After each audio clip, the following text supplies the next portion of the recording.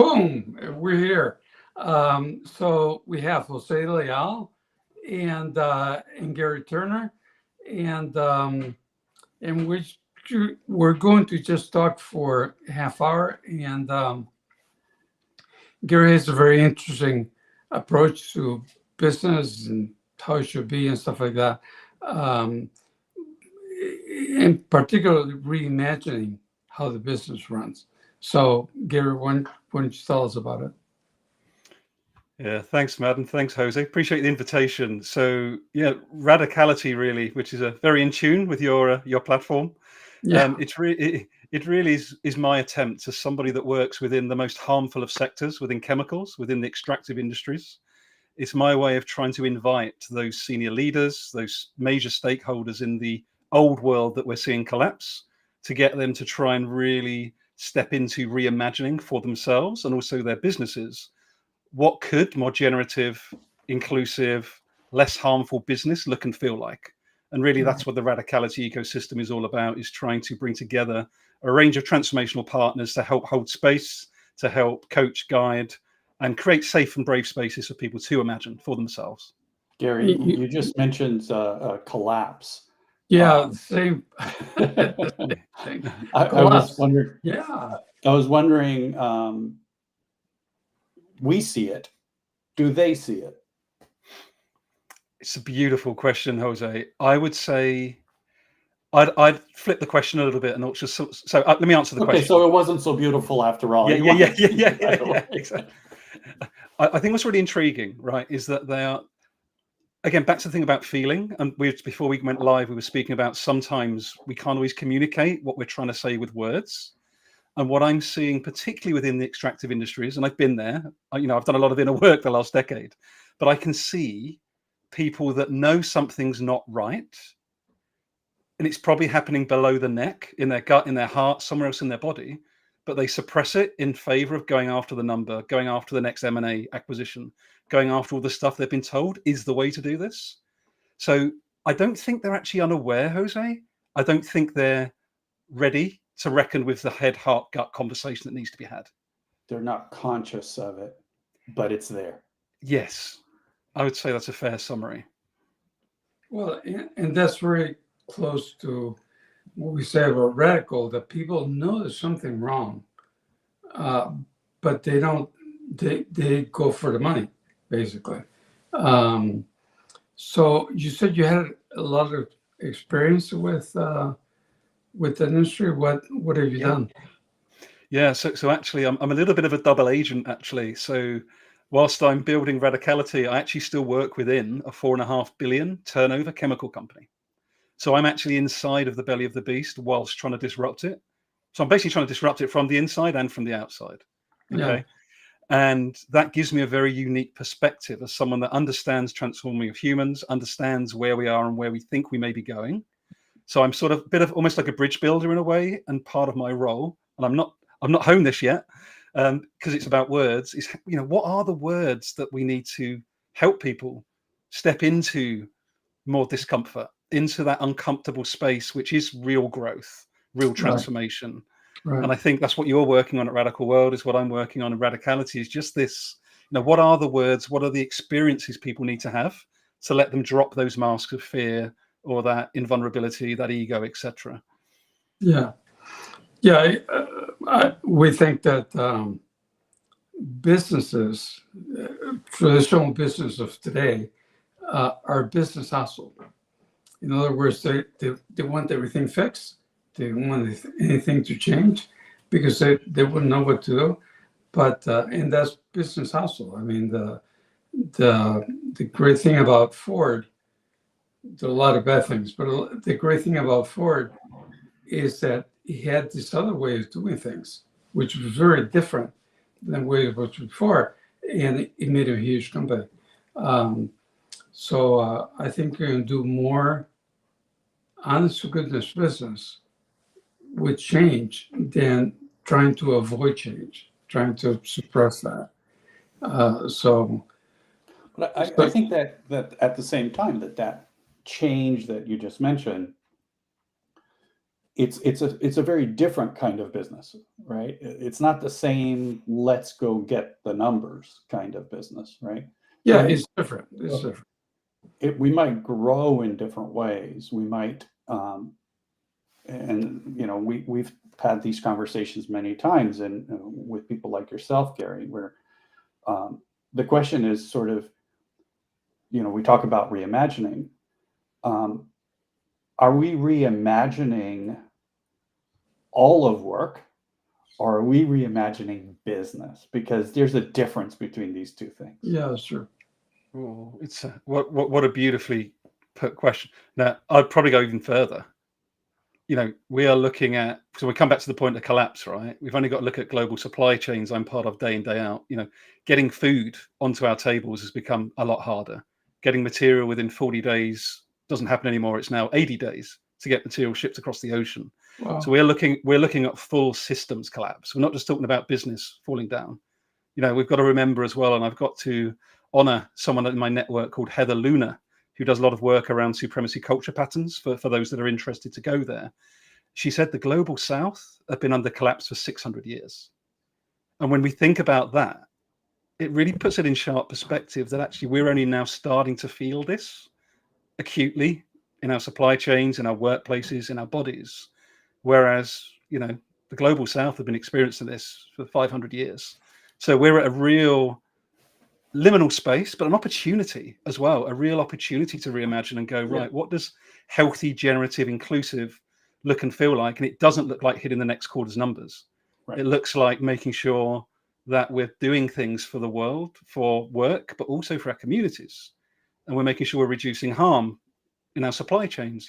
It's a really big macro topic, but actually we can all play a part in it from where we're sitting right here in the moment.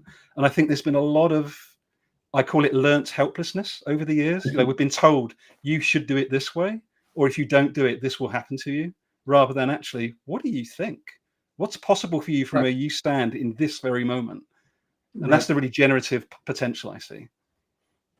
And from the perspective of that opportunity to grow, we have built an educational system and a system of work that not only makes us feel that we don't have the autonomy to do anything, but then reinforces it by whenever we stick our heads up, we get it slapped, right? So really, it's a really fundamental change that we're talking about here, because if we're back to how we're educated, this isn't just a change in how we work. Yeah. I didn't know what that meant, Matt. Oh, number one, number two, going to the bathroom. Yeah. No, because here's something very physical and very much you feel in your body. And so saying, excuse me, and going out the door, you have to ask for permission. Can I go number one, or should I pee in my pants? And one of my sons was made to pee in his pants. And that's why I'm son of a bitch. No, but is the teacher deciding for you that you have to pee? How absurd is that? So the educational system is a big part of that. So Garry, how do you reimagine this? Not what it will be, because I think most of us, whether we have drawings like you do about what this looks like or not, most of us who have been thinking about this for some time, we have a sense of where it needs to be, of where the delta is between where we are and where it needs to be. We have that sense, but we don't always know how the heck do we get there. And so what do you see as that reimagining? What's that transition look like for you? I can give you a very practical example for you and your community this evening. So I ran an experiment without asking for permission literally 10 days ago. And that permission was to get 2 colleagues, one Muslim colleague, one white woman, into a space, co-created, facilitated space to go, right, why is X organization silent on what's happening in Israel, Gaza? But they were very quick to respond to Russia, Ukraine. What's going on in the thought process? What's happening? Again, no judgment, no shame, just to say, hey, like, what's going on within the leadership psyche? And we had a beautiful 45-minute exploration with a load of data that came out of that conversation, which I'm now going to hand to the CEO of a company on Monday. That's one really real, back to one of the things to discuss this evening, today, that's stepping into that discomfort. That instead of, I could have, which I would have done a decade ago, have gone, yeah, but if I do that, who am I upset? And if I hand this to the CEO, how many lines of management are going to be pissed off with me? Instead of that, it was just like, no, this is the right thing to do because I know clearly this is not sustainable. So to answer your question, Jose, every one of us can do what I just described. Nothing is stopping us from within our context. Grab 2 people, 3 people, 20 people, have the conversations around what we're all seeing from different contexts and experiences, build the energy around that, do more experiments. It's really that network effect. But I really see these changes. It's going to be bottom up and side in. It's not going to come top down. Right. And so let's assume that you do that. My suspicion is that what you've just described is kind of what's happening in the UK right now. Not in work, but in society at large. Where people are saying, okay, I'm not happy with these things, and I'm going to start raise some ruckus. And we're seeing it here politically, right, in the United States. So can you say more about the situation in the UK? I'm not aware of. Well, there's been some unrest, right? And that unrest is coming from the population, just people on the streets that are unhappy with the status quo. And lots of it has to do with immigration, lots of it has to do with the state of the economy and all of this kind of stuff, right? And I'm not an expert in that, but it seems to me that whenever you see unrest, it's because people are not comfortable in the situation that they're in, right? That some needs are not being met. And so I wonder if we kind of say to people, hey, go do what needs to be done, rather than doing what is expected of you by the system, what does that do to a large corporation? It's a really good question. I would assert from the conversations I've had so far since running this experiment, there's not actually, in my opinion, and I see it within my context, Jose, people aren't actually sitting around wanting to blow up the system. There's some people that do want to literally go anarchy, go use the nuclear button on business. I'm not one of those people. When I talk about radicality, I'm talking about radically reimagining how we show up, challenging our fears, coming from a place of connection, celebrating difference, leaning into discomfort, everything that education system you spoke about, counter to all of that. Now, there's 2 things I would describe. So what you described around the unrest in the UK, that actually, just for context for Matt and for any of your US listeners in particular, the unrest that came about because 3 young girls were sadly murdered up in the northwest of England in the UK.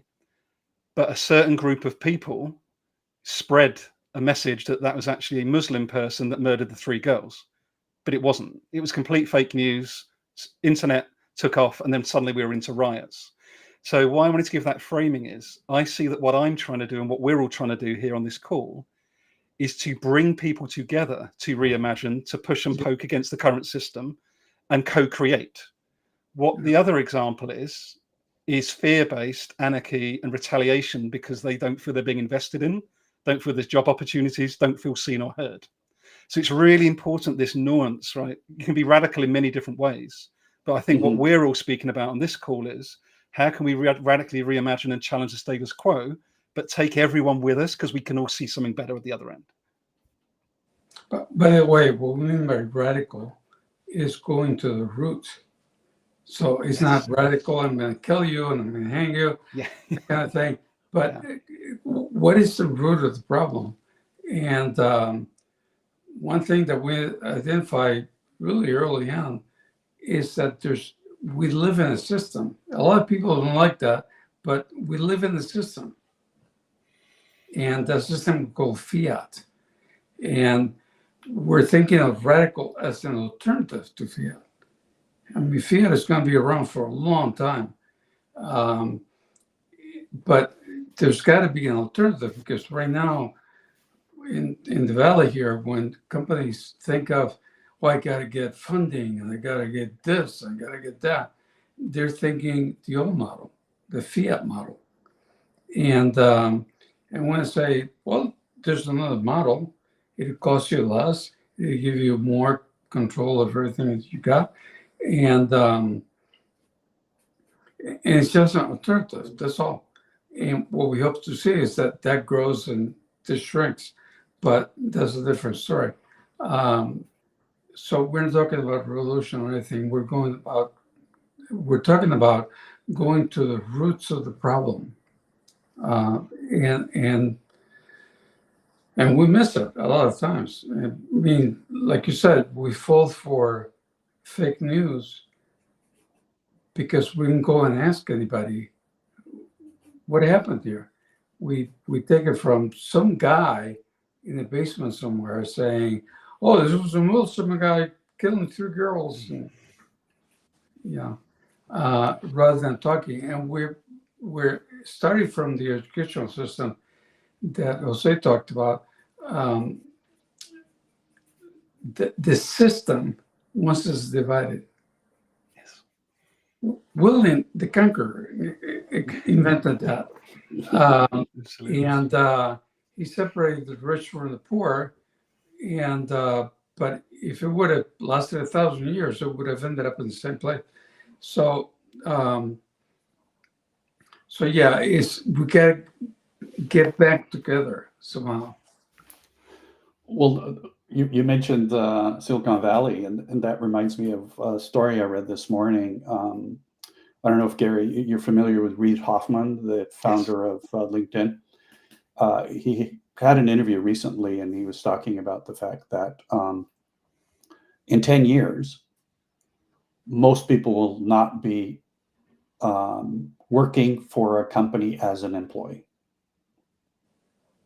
That the transition, thanks to AI and the speed at which things are transforming, and his idea is that it's going to be more about becoming gig workers and doing multiple kinds of gig work for multiple companies.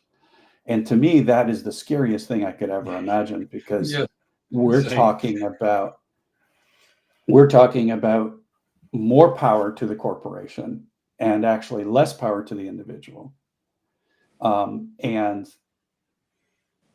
the idea of, between that and the getting a monthly stipend from the government as a fixed income, minimum income, those two ideas, the one from Reid Hoffman and that idea, to me are scary as heck, because that just puts us as at a point of no power at all. Because now, if we don't behave, guess what gets pulled away? Right. If we're not good little boys, what gets drawn out, right?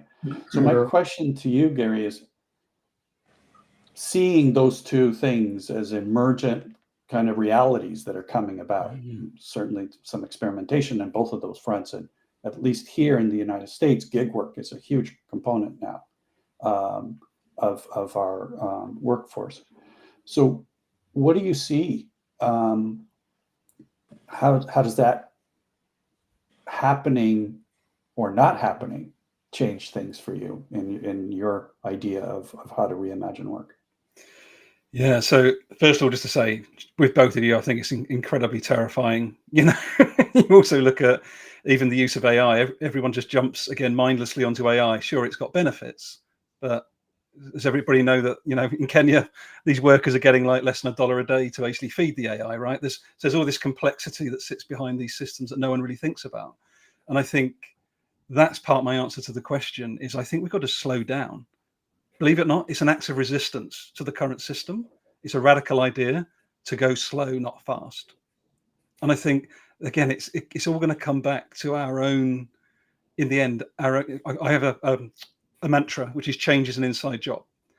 And because I've gone on that journey, I stay on that journey now. No one can actually, apart from throwing you in prison, no one can actually tell any one of us on this call right now to do anything. Not really. We allow other people to tell us to do things. Now, it's not always easy because you've got a salary and you've got bills to pay. But again, that trying to remember, that's why I link reimagining and remembering so closely together. This stuff is innate. This isn't stuff we need to buy off of a shelf or buy online from that gig worker, right? Like there's so much wisdom already within us when we're born. Yet so little of that wisdom comes through after we've gone through that education system we spoke about into the world of work, right? We've been dumbed down. So I think we've got to actually resist. And I use the word resistance intentionally. We've got to resist certain aspects of technology being allowed to become normal, quote unquote, because you're absolutely right. Surveillance tech, we've seen it already. We're seeing it with AI. We are becoming more and more dehumanized. Tech for this purpose is great. Tech's a tool, right? You can use it for good things, use it for bad things. But at the end of the day, the power within tech, like money in financial services, sits in far too few hands, like big corporations, like big banks. And that's what's got to change. That's what we've got to reimagine, is what does a more distributed, decentralized system look like for currency, decentralized system for power with workplaces.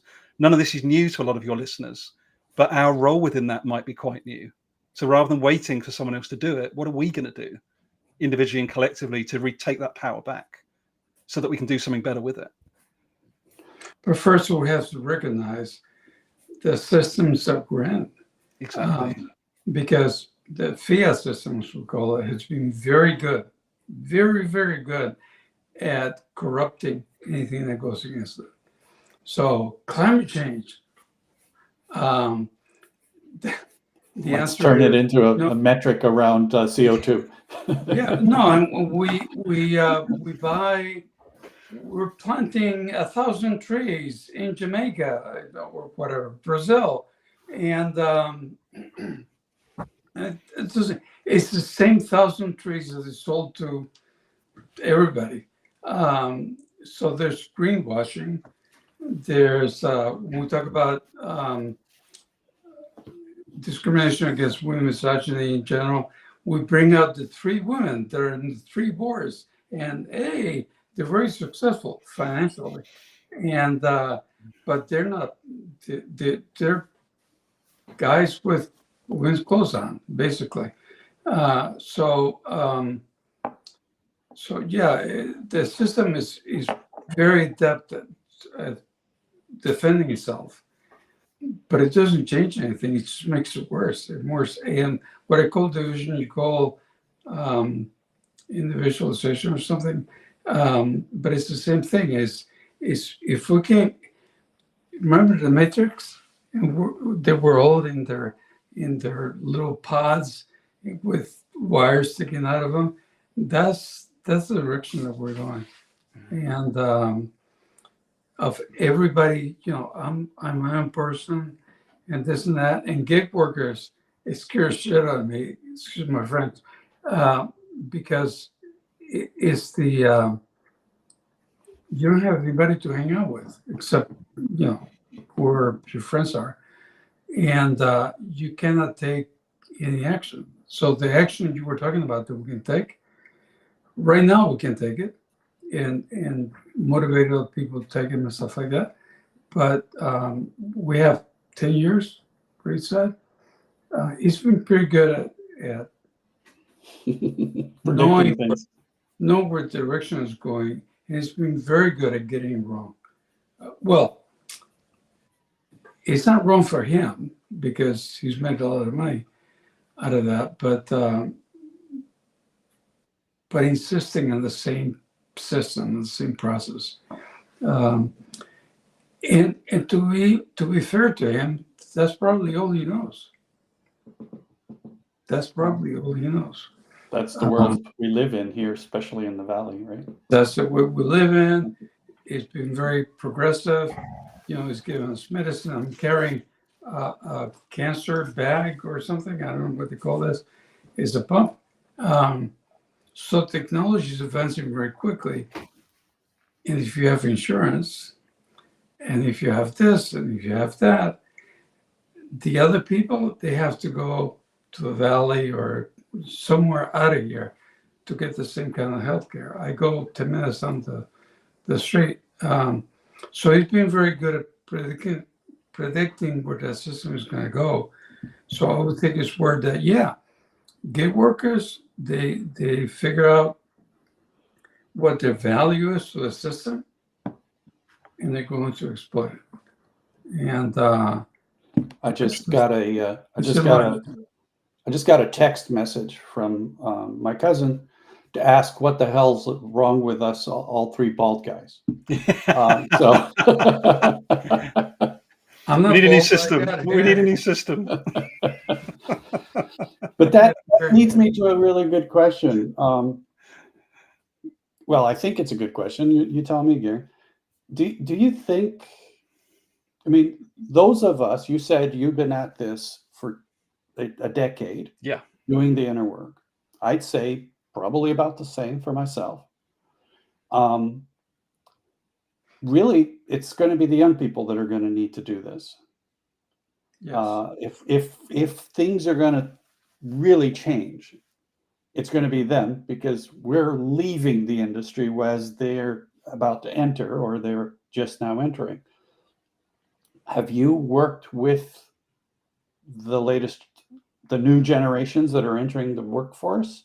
And what's your sense of how willing and able they are to take on this responsibility? Oh, it is a great question, Jose, because yes, I do have interactions with a subset of, and again, bear in mind my context is within a quite traditional industry most of the time, but I do obviously have a network outside. I would summarize it, my perspective only, is that there's a real mix. There's a real mix of, I've never seen such an activist cohort, people willing to speak up, challenge the status quo, say, actually, no, you want me in the office 5 days a week? Who the hell do you think you are? Like, there's definitely a lot more pushback coming from a subset, but equally, go brought that on.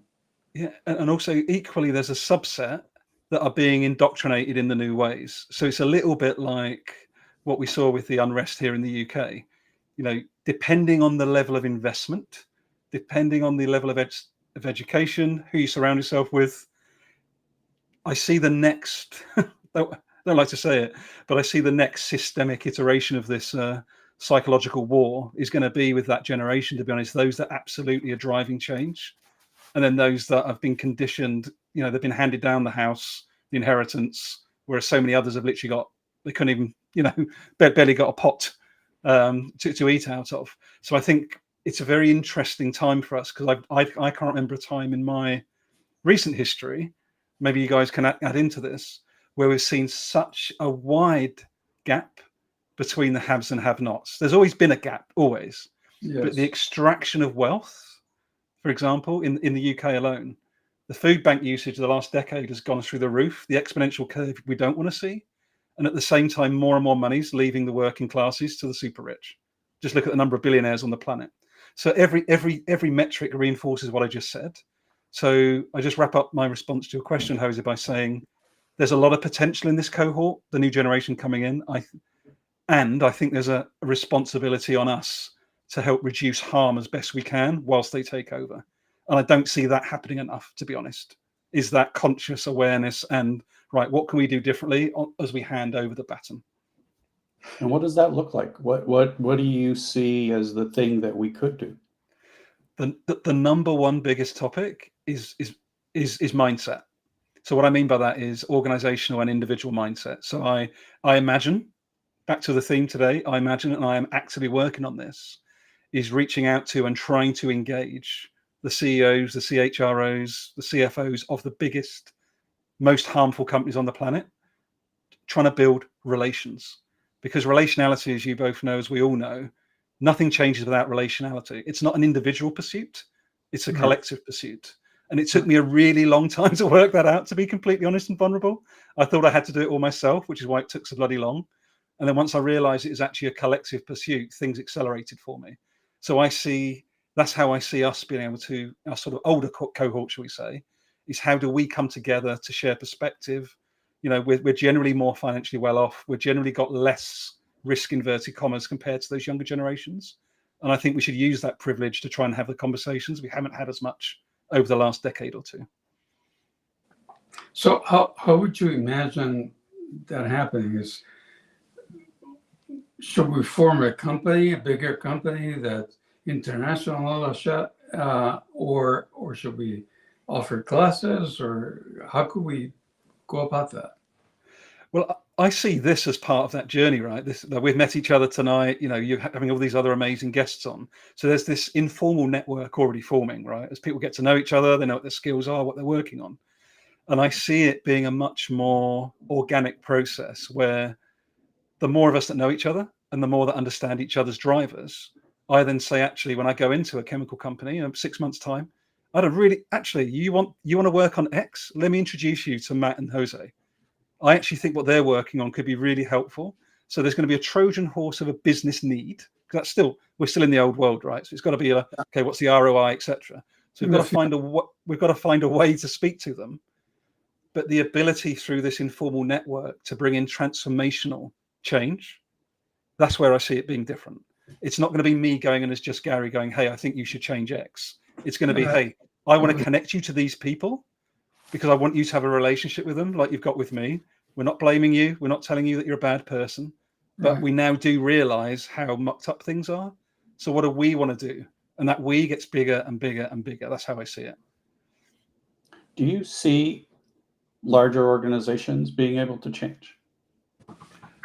I'll let you know after Monday when I meet the CEO, because this is a really hot topic, genuinely. Of course, organizations are people, right? So at the end of the day, do senior leaders that have a lot of power, often unearned, just because of status or Peter Principle or whatever, I think people are prepared to change, senior leaders. But I think part of what I just described, people are we've been told we have to do it on our own, right? Divide and conquer, as you both said earlier. I empathize with a lot of these leaders. They might be on a load of money, but I guarantee you both, they're absolutely lonely. I can be absolutely categorically clear. Those people, most of them will be lonely. Yeah. So in a sort of funny way, I wouldn't normally say this. I think they need to feel loved. They need to feel part of something. They need to feel, be in an environment where they can actually feel into their body and know someone's not going to try and take the job off them or going to try and undercut them or stab them in the back. Because that is the old world, right? That's the old fiat world you both spoke about. So it's wholly possible. And it's literally can be clicked at a flick of a switch, depending on relationality. Absolutely convinced. I'm looking at Matt's face, and I'm not seeing his convince there. I'm not convinced that it'd be like that, but I'm convinced that they also feel the loneliness and the problems, and sometimes, I mean, speaking for my own self, at one point we had to lay off a lot of people from a company, a big company that disappeared, and I was trying to explain in words that others could understand why, we should allow more time or finding jobs. And this guy turned to me and said, that's not your problem. And at first I was shocked for about 2 seconds. And then I said, yeah, that's not my problem. Because it was in the middle of the system. And so you feel the need, you feel the change, you feel all that stuff, but you're not willing to put your livelihood at risk. You're not willing to put your kids' private school. I know it's different, you can hear, but private school is one you pay money for. And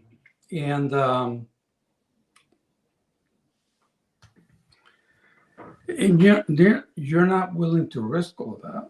You suppress that in order for the money to keep flowing. So, and this is my own experience. So I don't know. Maybe I'm out in the I'm out of the loop somewhere. I'm No, there, but I don't think so. no, I think a you're not. lot of people are going around suppressing their emotions in exchange for the money. So we're slaves to the monetary system.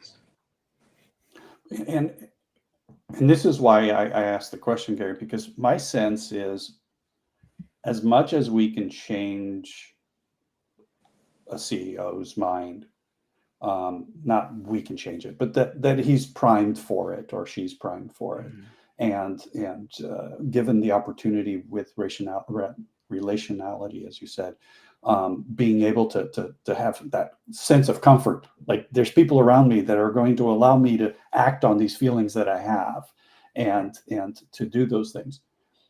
Then you've got the board, then you've got the investors, then you've got the market, then you've got actual employees that are like, no, just don't change anything, just pay me, because you muck this up, my 10-year, 15, 20-year career is going to get upended.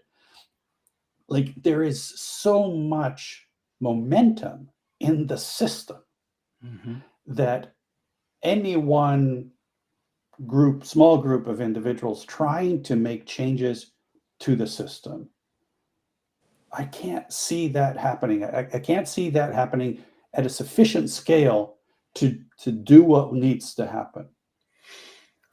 I think it's an absolutely fair challenge. And I'm not in utopia. I don't disagree with iReview from that context. We are in Western collapse, back to where we started. Like, we can't turn this around. We're not going to stop. We can't put the handbrake on to then introduce something new. There's going to be something come from the embers, whatever's left. However, I will add, you both know Gary Ridgewell, I'm sure, ex-CEO of WD-40. Yeah. There's a great story when I first met him, Jose, over in San Diego back in 2018. I asked him a very similar question, so linked to what you just asserted. Right. I was like, Gary, how do you keep the investors at bay? You've got this great, you've got this great culture, high engagement. People love the company, but you're still part of the old system. Yeah, you've still got short-termist investors. And he shared with me that moment, Jose, and it's something that any CEO can do, and that's why I do that tomorrow. Oh, okay. They can. Any CEO can do what I'm about to share because Gary did it. Any CEO can turn around, and Gary Ridge did this and said, "We appreciate any investment. Thank you very much for considering WD-40. But if you are looking for a quick return, we are not the company for you." And he delivered consistent results over 20 years, high engagement, etc. And he managed the markets up. He managed the system. Not enough CEOs, I would assert, are prepared to have that difficult conversation. And that is why I go clip, because that's one conversation that any of these guys and girls with power could do to try and tip the system in a slightly different direction. Is he still there? No, not anymore. No, he's handed over now. Right. And is the attitude the same at that organization? I believe it is. I actually had dinner with Gary a couple of weeks ago in London. So I believe the ethos is still very much the same. Because that's one thing that we've noticed is, when Matt was working at the organization that he co-founded, much of what you've just described existed within the organization. But it got acquired, and poof, that ethos no longer exists. And we see that in so many organizations that have had a leader or leaders that were trying to make these changes, but they only remain within the power of those individuals and not as a systemic change. Right. As soon as it leaves the stage, it most likely changes. What's his name? The Reinventing Organizations. Oh yeah, Leal. Leal. Yeah. So Leal wrote about 12 companies or something, and several of them, I don't want to say most of them because I don't know, but several of them have gone back to being fiat on the basis that the CEO who made the change retired. In one case, the CEO died. His son, which is sort of had this thing in his head, said, "Oh, what's this? No managers? That's illegal or something." And he changed it all back to fiat kind of company where you report to this guy and this guy reports to me, and I get the final light to me, and I'm happy. So yeah, I was sort of reinforcing what I said that's a change in the fiat system. That's why I say we don't want to change the fiat system. Fiat system is fine. Another F word, yes, okay. Yeah, and no, but it's fine in some it's advancing. My thing is, look, they're going to get there. Until I heard this thing about the good work, they're going to get there one way or the other because humanity can't take all that pressure, all that responsibility, all that pressure, not responsibility. But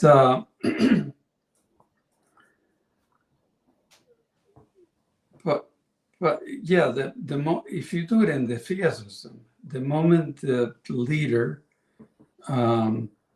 leaves the stage, then it goes back to whatever. It may stay the same, very unlikely. It may go back to the way it was, very likely. I just want to point out that we're at 42 minutes. I didn't, it's gone so quickly, I didn't realize it's been that long. Garry, did you want to add anything else to our conversation? I just want to say thank you both, and also to Carlos as well. I think it's really nourishing and also not just theoretical, which is what I appreciate. We're really pushing and prodding at the system and what can we physically do. I think that's what's really important because quite often this can get quite lofty and lost in theory, but I think we've been pretty practical today. The last thing I want to leave you with is one more experiment I'm running at the moment, very much in the spirit of what you both discussed. So I've not mentioned this on any public platform, and I'm not going to mention any company name because I wouldn't do that.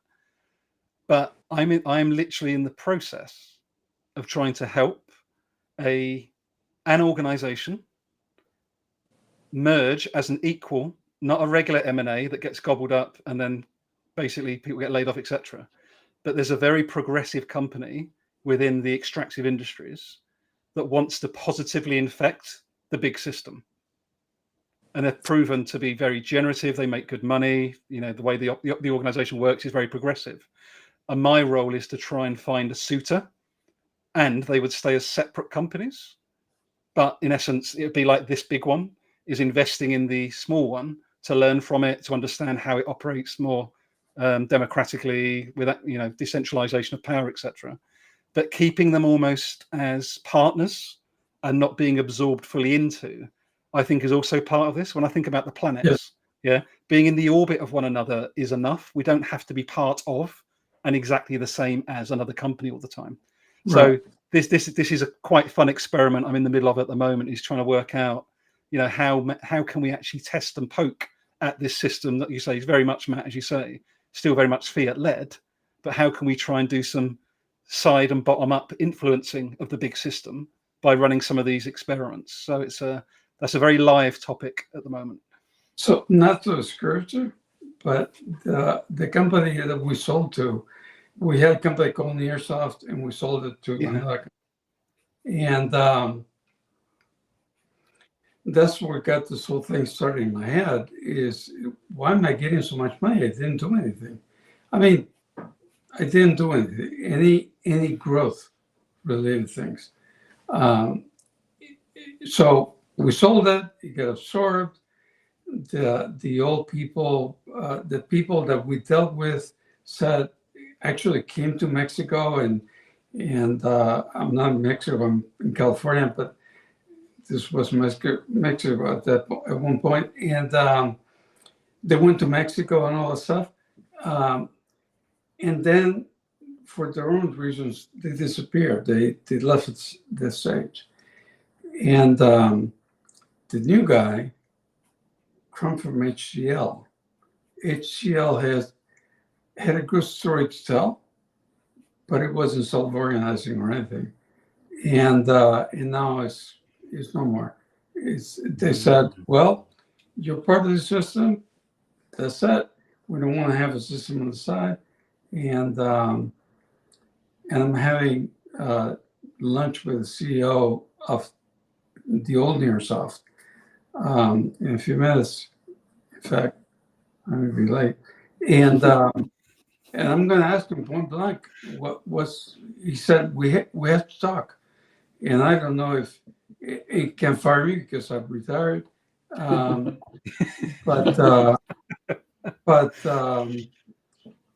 we're friends. We're good friends. And we'll see what's going on. Maybe nothing. But at one point, they'll tell him this or else.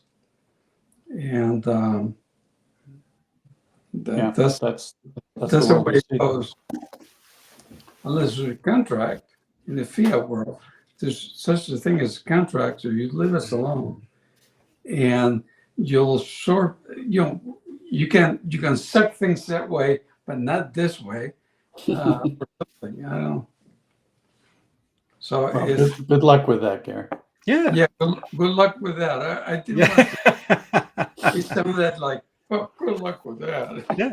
No, it's genuine. I mean, in my opinion, there are a lot of things that need to happen. It's not just going to be one thing, right? It's going to be everything, right? And the more bottom up happens, the more top down is going to be possible, and the more middle up and middle down is possible, and that's everything gives somebody else a permission. Oh, right. Nice. Every little piece of whatever we do. And so the more anyone can do, whatever that little bit is, that can give somebody else adjacently the permission to do their thing. So I haven't gotten an announcement from Carlos. I'm not sure that we have anyone booked for next week yet. So maybe. So we have nobody booked for next week, and that's what Carlos is not saying anything. Anyways, so this has been more than I expected, to be honest, and not because of 3 Volt ads, but it's been very useful because, so say it's going to take 1,000 experiments before anything comes up as this is more successful, this is next successful, and I hope that it never becomes one. It stays decentralized, and so what I'd like to do, as your experiments and all that stuff, is have you back at some point, and and then ask you how they go. Yeah, more than welcome. Happy to share. So we'll be in contact again. And I think for what's upcoming, we've got the URL there on the bottom of radicalworld.live/p/upcoming-1/ Carlos, we need to make that a little harder because that's a little too simple at the moment. Yes. -1 or -1 or something. Awesome. But anyways, what I was trying to say is there's your calendar, and you can go and look in the calendar to see what's coming next. With that, we do our goodbyes kind of thing. And no, you gotta give Our us straight. royal goodbyes, yes. You gotta give us straight. And here's the Cuban telling the guy from the UK how to do it. Anyways, Thank you, Gary. It was a pleasure. Thank you. Thank you both. Appreciate it. And thanks, everyone.